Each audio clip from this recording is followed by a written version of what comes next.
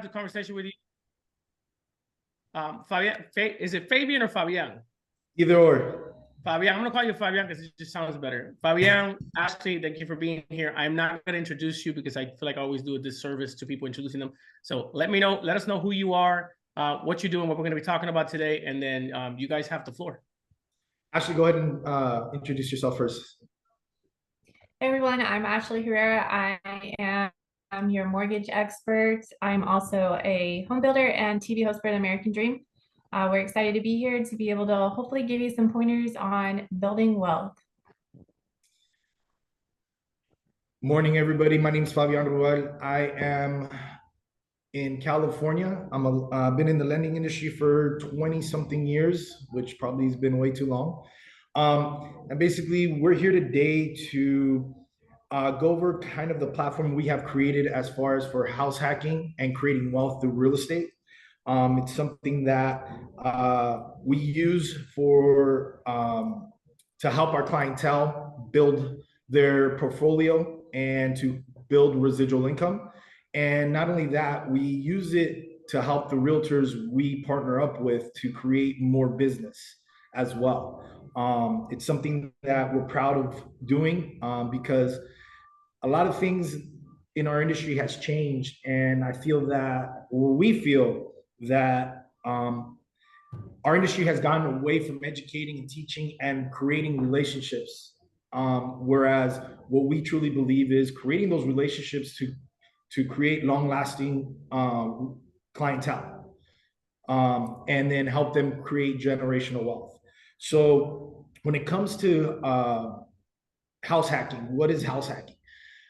What I mean by house hacking, I mean using the property you're purchasing as a primary to leverage yourself and to be able to create wealth and to lower your debt. So what do I mean by that? So some people could buy a single family home, like when they're younger and whatnot, and they could rent out rooms. That's house hacking because they're creating rent from the additional rooms that they have. Typically, that's if they're not married or have kids. The way we set it up and the way we leverage it for our clientele is we've created a platform using FHA conventional products, putting down the minimal down payments to buy units, to start off with units. Why do we want to do that? Well, a lot of times people are like, oh, you want to get into your single family home, XYZ. And that's not honestly the best route, especially if you're young and you're buying your first home. If you're not married, you don't have kids. I wish someone would have stopped me from purchasing my first primary home. I bought my grandfather's house at the age of 23. It was one of the best things I ever did emotionally, but financially, it was the worst thing I ever did. And I'll explain why. If I would have taken that money and done that and bought units where I had renters paying, helping me pay the mortgage, it would have set me up to go and buy more other property quicker and faster to create some wealth. What we look for is we leverage like FHA, 3.5% down.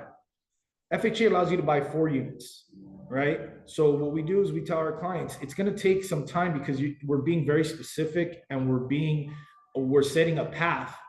And in order to this game plan to work, we have to make sure we're like horses with blinkers on. We need to stay the course and stay the lane. And basically, the first one is you want to buy 3 or 4 units using FHA, 3.5% down, right? That allows you to occupy 1 unit, and you're getting rents from 2 to 3 units. So you're using that money to bring down your debt. So basically, you're living there almost rent-free, right? From there, what we like to do is then go conventional 5% down for 3 units. Now, a lot of people are going to say, well, you can't do that because you already own units. Actually, that's not true. You can't, because what we're doing and we're letting the banks know is we're downsizing. See, what happens is a lot of people are like, oh, I'm going to buy my first single family home and then I'm going to go buy units for investments. Well, what happens there is the bank understands that you have a single family home that is your primary. You can't upgrade to units. You can only downgrade. So, or downsize, excuse me. So if you're downsizing, they really can't say anything to you. So if you're going from 4 to 3, we're downsizing. Then that's 5% down conventional, right? That's within 12 months, because you got to live there obviously for 12 months, right? Then in the next 12 months, we downsize again to 2 units using again 5% conventional, because conventional actually, Fannie and Freddie just changed their guidelines to benefit us and our clients. How? They benefit us now because before, if you were buying 3 or 4 units, you had to put a minimum of 15% down. Now it's only 5. So again, you could downsize, go to the 5% down conventional, and be able to leverage that as much as possible. So then 12 months later, you're going through that again, and basically you go to 2 units. Then finally you go to your primary 5%. So from there, if you look at it in 4 years, you could house hack 4 units the first one, 3 units the second, 2 units the third. That's 9 units right there. Then you could go your primary at 5%. That's 10 units. And then here's the other thing where a lot of people don't get it. Then you could go and buy a second home with 10% down. And you could buy that once you have your primary at any time. So we're literally creating this portfolio of properties, or what obviously we call doors. 4 years, you're able to bring up to about 11 to 12 doors, right? Using conventional and FHA products that are allowing you to leverage minimum down payment. Ash, you have anything to add at the moment? So with that said, me being an investor as well, that's something that I wish I would have known whenever I got into investing. I also started with a single family home, and then I have continuously purchased single family homes, except that I'm having to put out 20% down every time because I was not able to take advantage of a strategic way to be able to become an investor with little out of pocket. So this I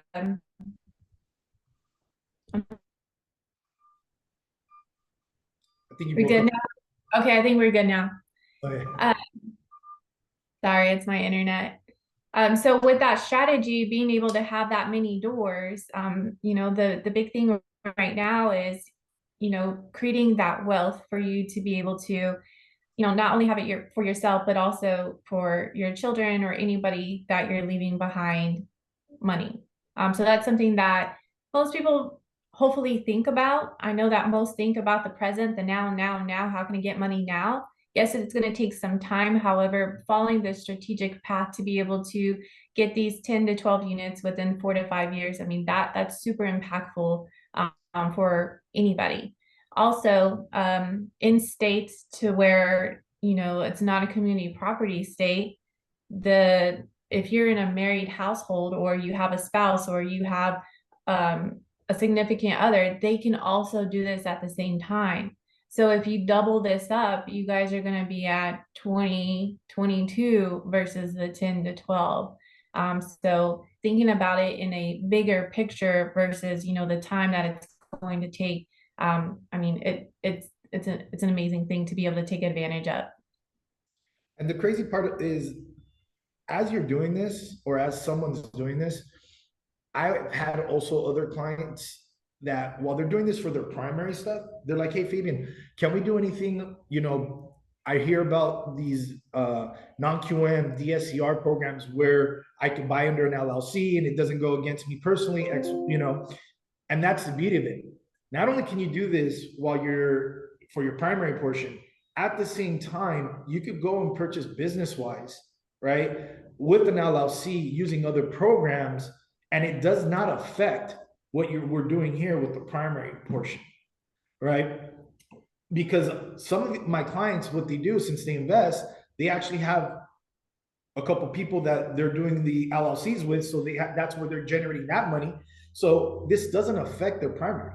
So they could be building that wealth and that portfolio in 2 different categories. They could do it on their primary portion, and then they could do it on their business LLC portion as well, right? So they have those other programs that allow us to leverage in buying what we call business purpose loan, which allows you to buy under an LLC, which now that doesn't affect you in what ways?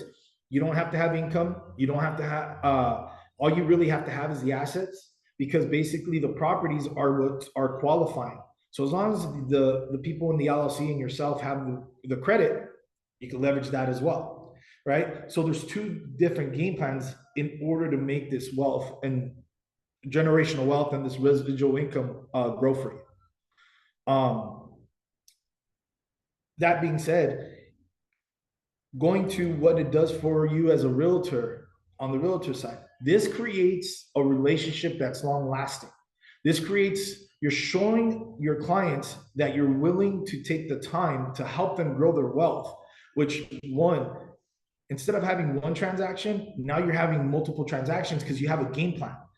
You follow up with your clientele, you create that relationship, you create an avenue for them to be able to reach out to you, to ask the questions, so on and so forth. That is building your pipeline. Ashley could verify this. Our pipeline is so organic driven because of the way we do business and the fact that we take the time to do this stuff. We get referred because we set up these plans.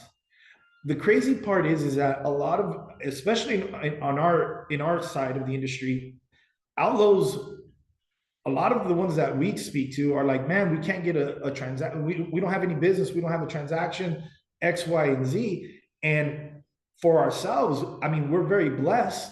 We've created this type of platform to create the business, and it's led us where, you know, our pipeline is moving. You know, it's taken a while. It wasn't easy to put everything in line and everything, because at first you question it because it's taking longer. But once it starts moving, and then the people around them are like, hey, how are you getting this done? Well, guess what? They've taken the time to talk to us. You need to speak to Fabian and Ashley. They actually take, you know, they educate you. They have a game plan, you know, and that's for us in our business, that helps us create that raving fan that creates a fishing pond that we're able to fish and get clientele from. You know, Eli and I were talking about this earlier. You know, our industry's gotten away from that too much.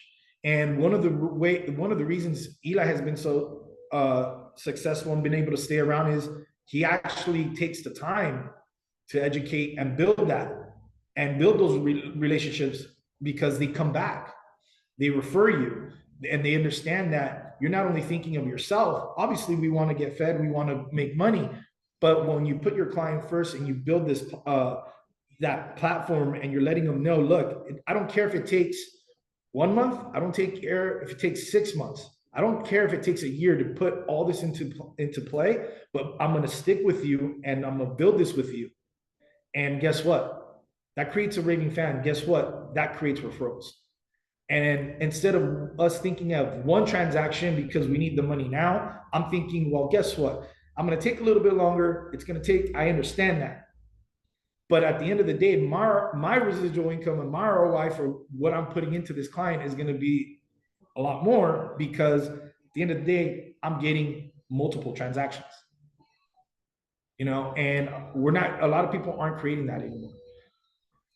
That's one way. As a realtor, as an LO, that's how you create that pipeline and that flow.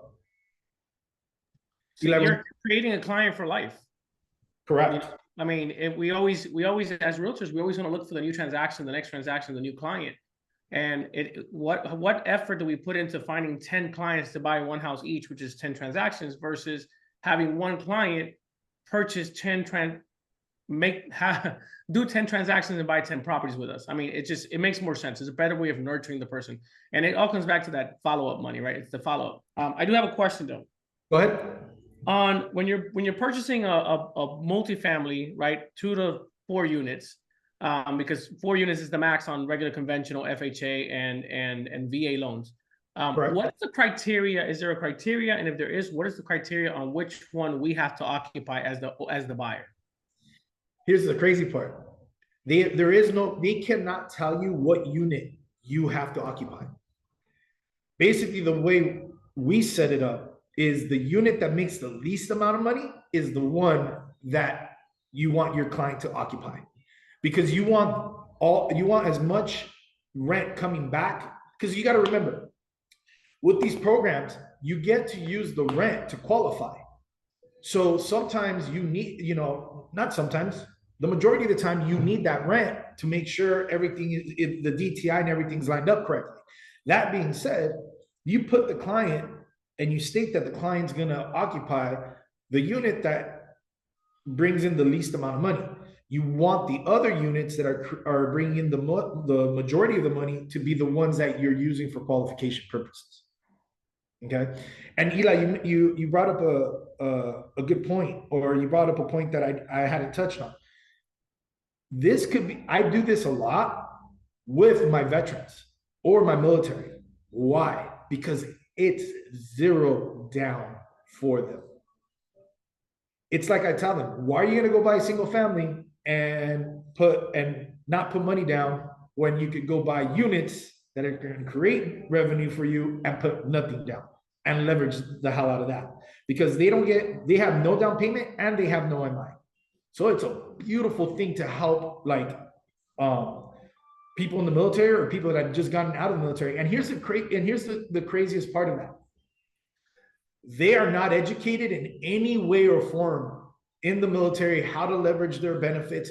And when they come out, if you take the time to sit with the veteran or sit with someone in the military and teach them what the benefits are for them to leverage this, that right there opens up a door and literally a funnel of organic referrals, because no one's teaching them. No one is taking the time for that.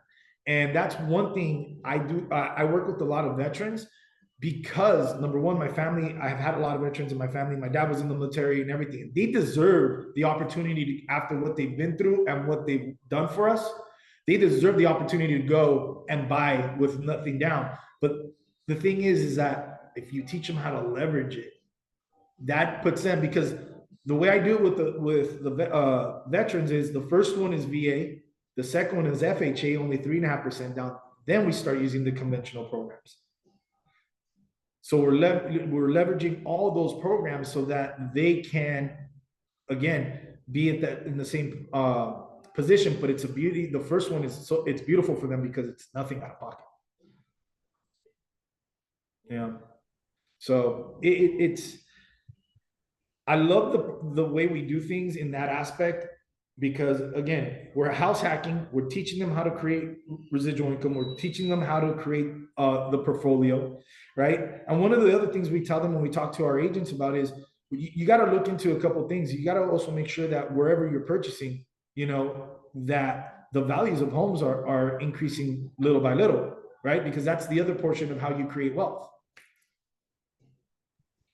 Not only that, when you think about it in the VAs, and I could be wrong, right? Obviously, we've got to be careful how we market things. But to me, a VA buyer, especially somebody who's doesn't have a family, doesn't have to worry about space for the kids and stuff. But this is a veteran that technically purchased a home for free. They're living in their own home for free, no down payment. Now you have closing costs, you have funding fees, of course, which that can be financed in your loan, I think, but you're technically buying a house with no down payment, zero to little closing costs, and then the mortgage is being paid by somebody else. So you're literally teaching people or allowing people to build wealth, invest in real estate, and own a home with almost nothing out of pocket, like for free. I mean, I could just see the ads, it's live here for free. Well, what do you mean? Well, here's what I mean. I mean, I have a multifamily right now in Puerto Rico with 3 units. Live here for free. Buy it with your VA loan, put zero down payment, rent the other 2, and they're paying the mortgage for you, and you're living free and maybe even making some cash flow. Correct. And that's the thing. What we do is we literally break it all down for our clients. So when they see like properties, they're like, Fabian, this is the realtor will send out, hey, this is a property we were looking at. We literally do like all the work for them on our side, right? So we break down the what the cost is going to be, what the mortgage is going to be, and then we look at what the rents are coming in, so we could show them, look, this is what you need out of pocket per month, or guess what? This is how much, which it should be. This is how much you're making per month out of pocket. You know, because that's the whole point. The whole point is not to have to pay anything. The whole point is to actually collect and have the mortgage paid and still have a little bit more above and beyond that. So get paid to own your own home. Oh my gosh, I love it. Yeah. There's your ad. There's your ad. I mean, this is that's a freebie right there. And again, the beauty of it works everywhere. It works everywhere. You know, I have my clients here in California. Ashley has clients. I mean, we have clients everywhere that we're working with doing this. You know, as long as the numbers make sense, and numbers that don't lie, 1 + 1 = 2. So the numbers make sense. Yeah, there's closing costs and stuff like that. But at the end of the day, I mean, like you said, if you can live there where you're getting paid, and then you can, in a year later, you can move over and do it again. It's something we're proud of what we're doing with our clients. That's amazing. Do you guys, where do you guys lend? Like if one of our partners needs to, you know, hit you up and get this plan and have a deeper conversation, more one-on-one, where do you lend, or where don't you lend? We're actually everywhere. We're nationwide. We actually just got into Puerto Rico as well. I know. Yes, I know. So we're able to help wherever we can. And if for whatever reason there is a state that we're not available in, which I got to go back and look, but if there's a reason like for that, if you guys come to us and ask, we'll put you with someone that is trustworthy. That's one thing. There's a lot of business out there for everybody. And the crazy part is something myself and Ashley feel as well is not every, you know, even with the referral partners we work with, we tell them, we're not going to be able to do every transaction because sometimes we're just not going to fit, but we'll sit there and help you. We'll look at things over for you.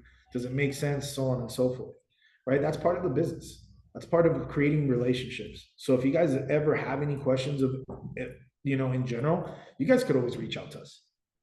You know, obviously we don't charge or anything of that sort. Like we're truly here to help.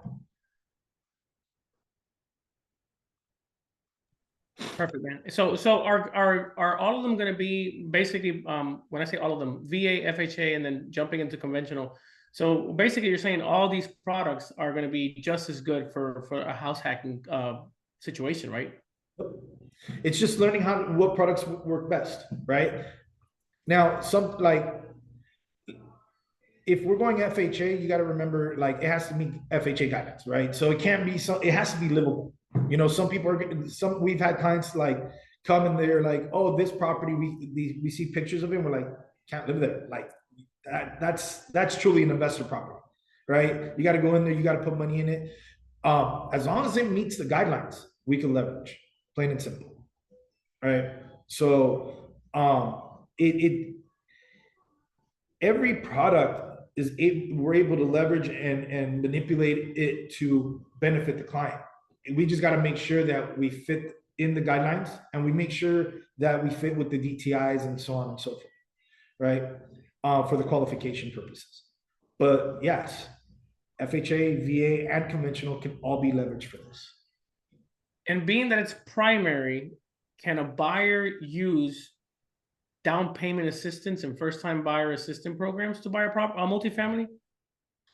Ashley, you want to answer that? Yes, so we can definitely leverage that up to the 4 units. We have a program right now that goes down to a 580 credit score, and I think we're pretty much nationwide on that one. I don't think we have anything that we're skipping. Maybe Puerto Rico might be out, but we'll double check on that to see if they'll lend there. But that program is amazing. We're getting so many people qualified for that down payment assistance program because the credit score requirement, it's so low. Most of the time it's 620, 640 or higher. In addition to, with this program, there is no income limit. So most of the down payment assistance out there, there's income limits. This one does not have one. There's also no restriction on where the home can be. So other down payment assistance, they want them to be in certain areas. Well, this one has no restriction there.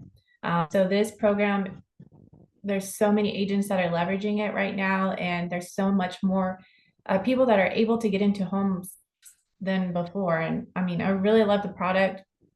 The only thing I can say is if you have these clients that are, thinking that they're not going to come in with any money, you guys have to understand that there's still closing costs. It can help with the down payment. That's where agents need to come in to help negotiate paying for the closing cost. And so long as everything matches up, they could possibly come in with nothing, get their earnest money back. However, there's still money involved to be able to get into a home. I think that's one thing that is a misconception, where a lot of people think when you're doing down payment assistance, the client doesn't have to come in with anything. That's like Ashley saying, that's false. Like, unfortunately, too many people make it seem that way, and we're really straightforward, and we tell them, look, we're gonna get you the down payment, but you still have to come in with closing costs. And there's no ifs, ands about that. The difference between this program and a lot of the other programs, like Ashley was saying, is a lot of the other programs have FICO restrictions that are at 620, 640. The other ones have restrictions as far as income and the areas that you can purchase. With this one, it doesn't. There aren't any of those restrictions, right? It is a second that has to be paid back, but again, you don't have to come in with the down payment. So it does benefit in that aspect. One of the other programs I'd like to point out that we have is an ITIN program that's 3.5% down, that we can leverage for people that are paying their taxes but don't have that don't have their Social Security or anything of that sort. So we've been leveraging that for clientele. It's a special niche program. It's actually an FHA program that a lot of people don't know about. But with an ITIN, we could do 3.5% or even 5% down instead of 15 or 20. That's amazing. Michelle has a question. She's asking, could you do this with an FHA 203K loan? With the 203K loan, I believe and I'd have to look at the guidelines, but I believe with the 203K loan, the maximum amount of units is 2. So we can look into that and share that with with your group, or get with you, and then you can share that. But 203K does have restrictions, right? And the reason being is because they're giving you money to repair the property, right? So there's one thing I always say: banks don't lose in any way or form. So with the 203K, they're going to have the restrictions with that. They're going to also make, the rate's going to be quite a bit higher. But it is a great program. Do not get me wrong. I don't like the full 203K program because it gets a little dicey. I do like the 203K streamline, which the difference with that is the max amount of repairs is $35,000, and the second thing about it, there can't be any foundation, there can't be any load-bearing walls moved or anything of that sort. It's really for like cosmetic stuff like kitchen, bathrooms, so on and so forth. That's a beautiful program because it's very simple. You get 2 bids, you turn it in, everything. It's a lot easier to manipulate. Where the other one, they're going to ask for a lot more. Got it. Thank you. I have 2 questions. Number one is, if any of our agents want to do some marketing, obviously we're realtors, we cannot be promoting products or interest rates. Would you guys do collaborating marketing materials with us? And then obviously absolutely 100%. Absolutely 100%. We pretty much are open to help in any way or form. We'll do marketing. Ashley's great at it. And we could sit down, we could plan it out and put things together. Absolutely 100%. Awesome. Anybody got questions on this one? Because I'm going to ask something that's going to be pivoting a little bit from the house hacking. Anybody got questions on this? Comments? Michelle?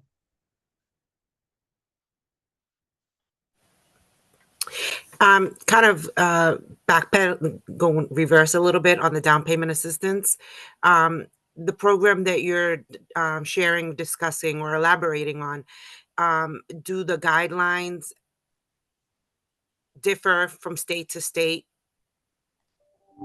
So if a client of mine takes the down payment assistance program classes, earns a certification, I'm showing them the property, and you're the lender, the program that you have will kind of see eye to eye. We'll meet, have a meeting of the minds as far as the down payment assistance is concerned. Like, you haven't had any glitches with any down payment assistance program, because those are usually all nonprofit, federally funded type programs. So I'm curious, because I know the ones here can be a little tight knit and complicated sometimes, even for local lenders and local buyers. So this is our down payment assistance program is based off of an FHA platform. So basically, as long as it follows the FHA guidelines, and if it hits the FHA guidelines, there's no really other stipulations in that aspect. The crazy part, and Ashley can talk about this more because she's the one who's been really diving into it. Even if we get a refer eligible on the AUS, we could still move forward. We have to meet certain guidelines in that aspect with DTI and whatnot, but we could still get around a referred eligible AUS. Okay. So internally, you would figure it out. Yes. Yeah, so let me talk on that, because I do a lot of the back stuff. So yes and no. So what he's talking about is we have to run a system behind the client to see if we can approve or refer. If it's approved, everything's golden, it's clean, it's easy. Refer, there's stipulations that we have to meet. So like hurdles that we have to jump over to make sure that the client actually meets it. The biggest hurdle with the refer is that there cannot be any derogatory credit, late collections, anything like that in the past 24 months. So if you've seen,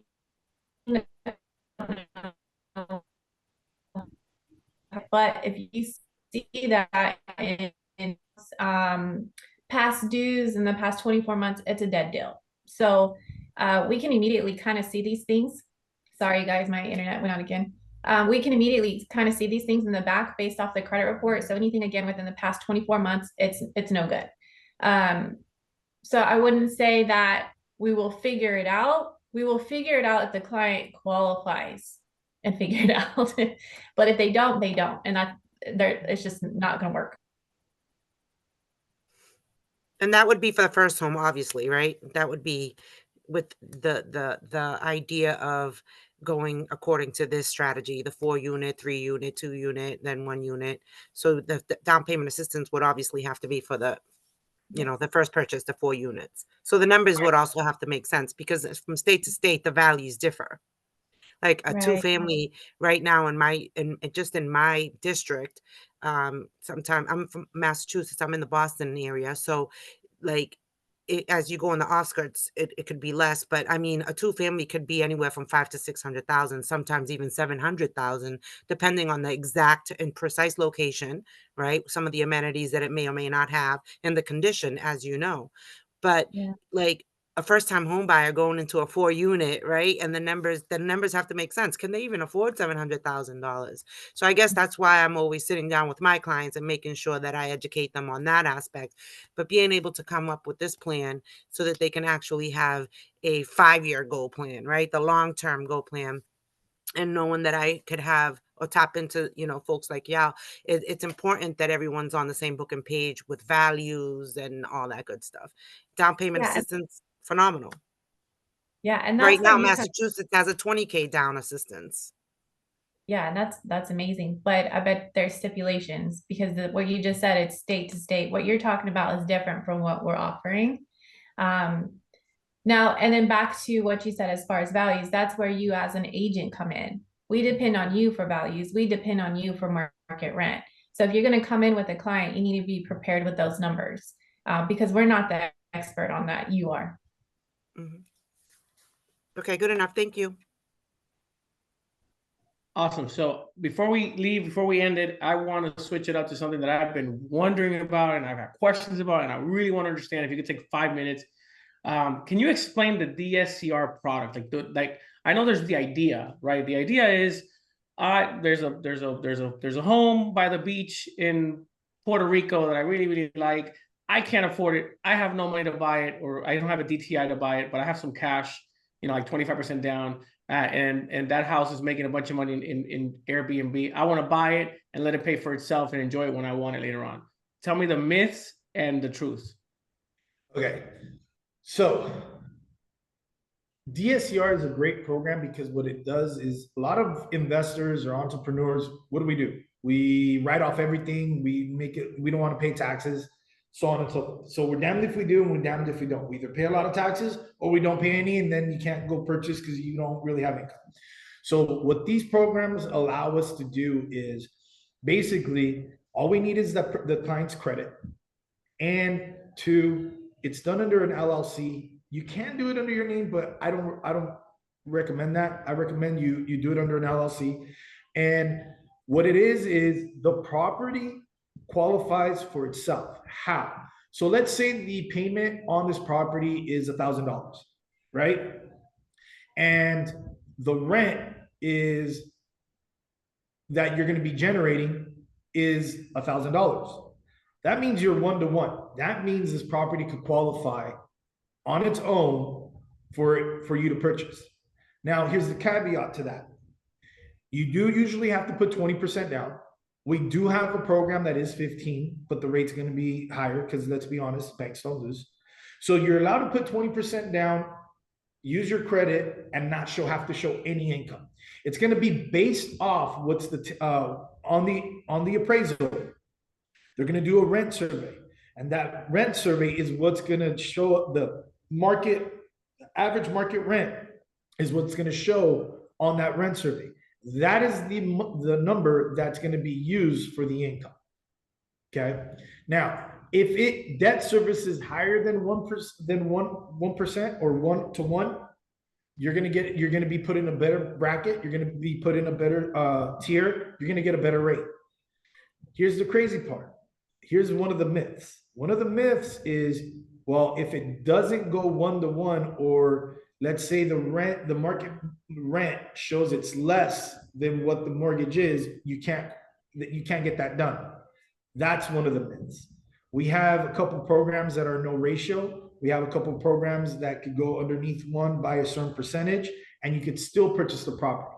Why would you want to do that? Well, I had a client that knew the area very, very well, was purchasing the property.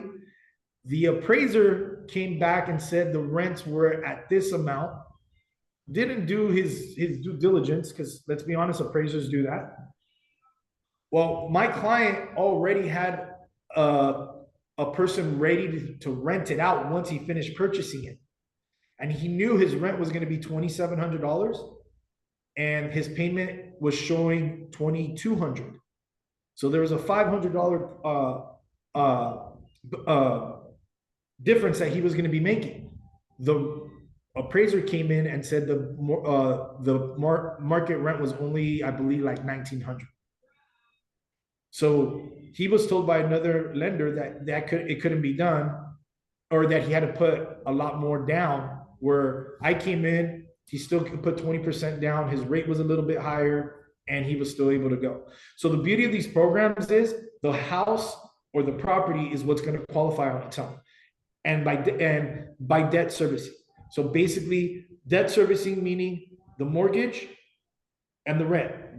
Where does it cover? What's the percentage that's being covered, right? You could leverage that up to 4 units. And then we have programs that actually go, it's kind of tiered. There's a program that goes up to 4. Then we have a program that goes to 8. Then we have a program that goes to like 16, and then so on and so forth. We have one lender that will go up to 100 units on a debt servicing. And that's the beauty of that. And there's no limits on how many properties that you can purchase. So that's an additional amazing thing for investors, because most of the time, yes, you're going to be using this our hack, sorry. I know that it went out, so I'm going to start over. I know that with the hack part of it, you get to the point where it's limited. You can only get to a certain amount, and then you're going to have to find other ways. Well, this is where investors are using this DSCR product to where they're not limited, so they can purchase as many properties as they want to. I will say that you as agents, if you're going after the investors, it is the best time to do it. I mean, obviously, if you're not doing it, you're behind, because the investors are the ones who have been purchasing properties for the past 2 years. And I would say this is an amazing product to be able to offer investors, because a lot of them don't know about it.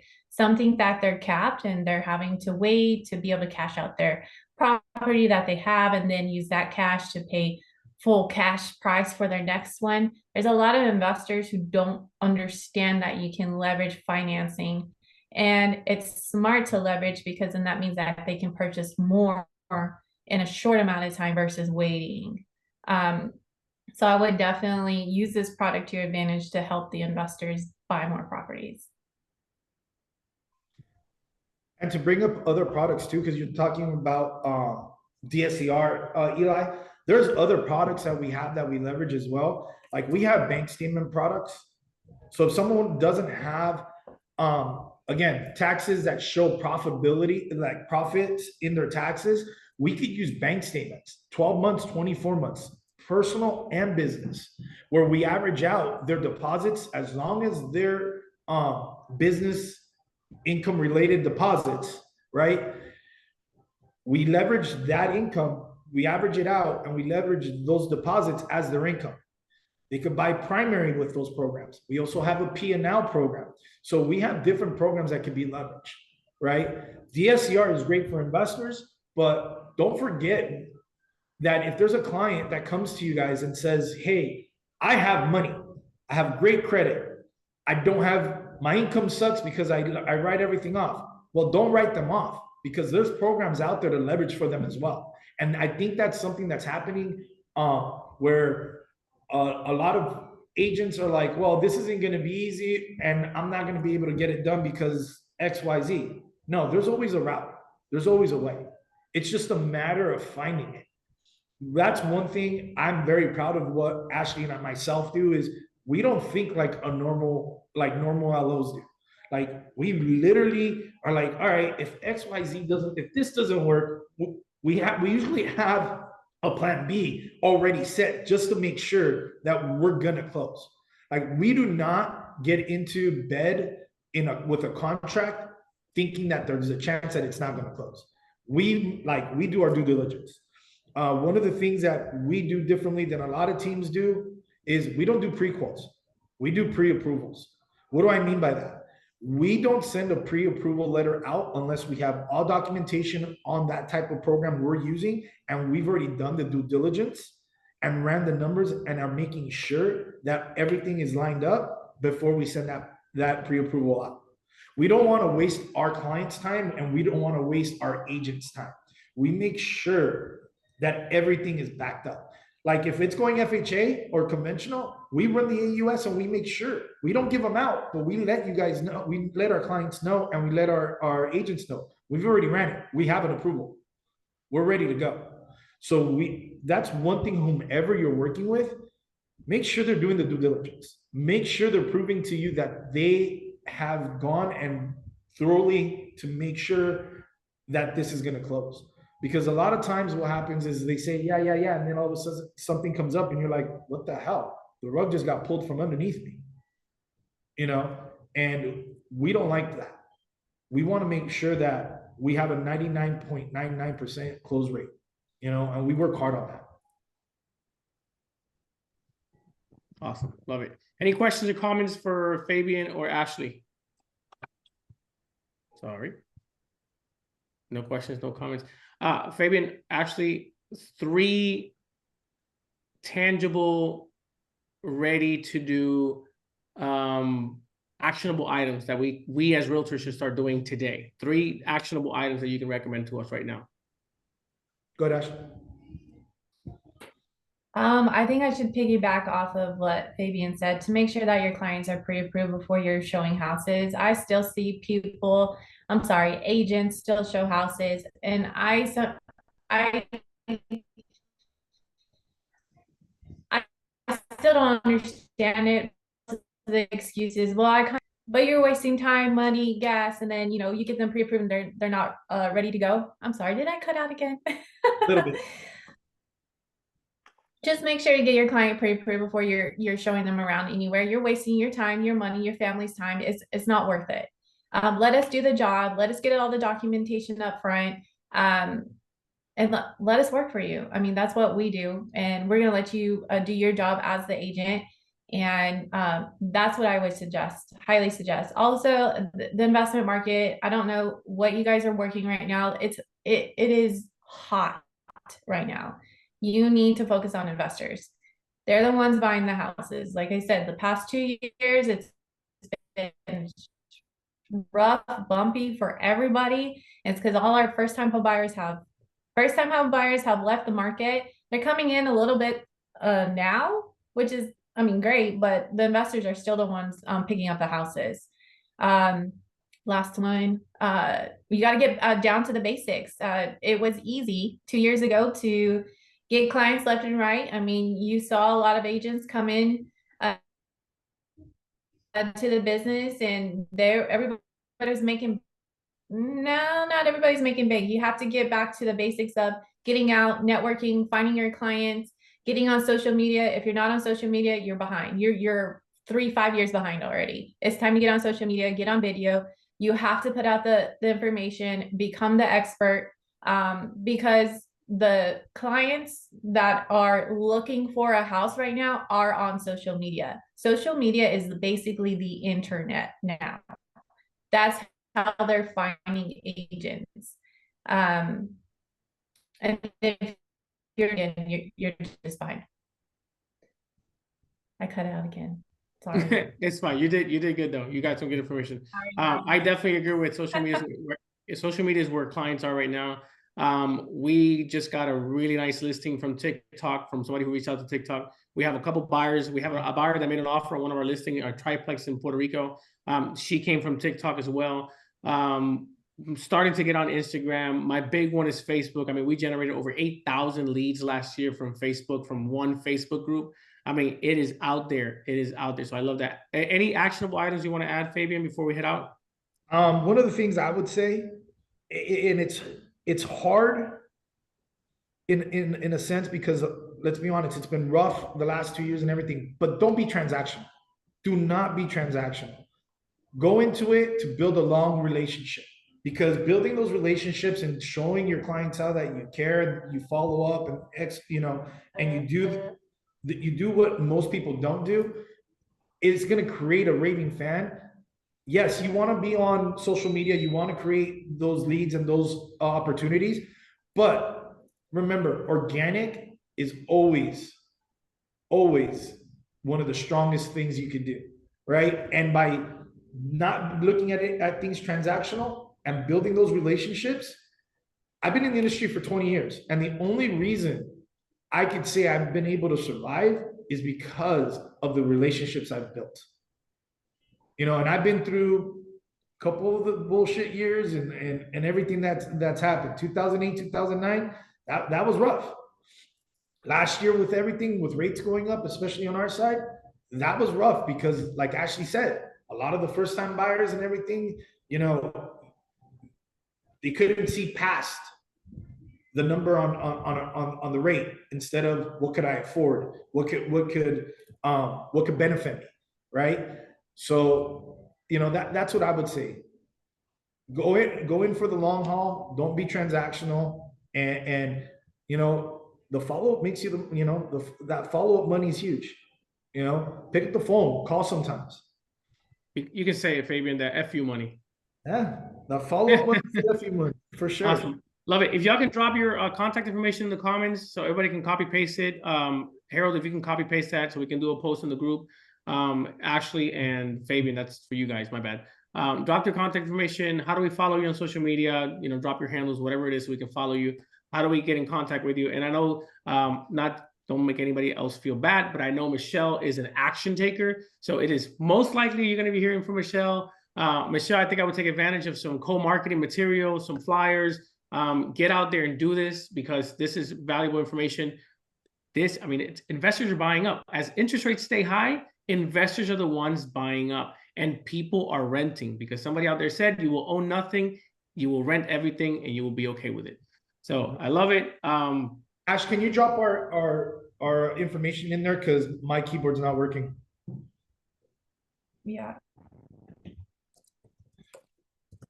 Guys, and again, with the information that Ashley's putting in there, by all means, please reach out. You know, we have a lot of knowledge, you know, pick our minds, you know.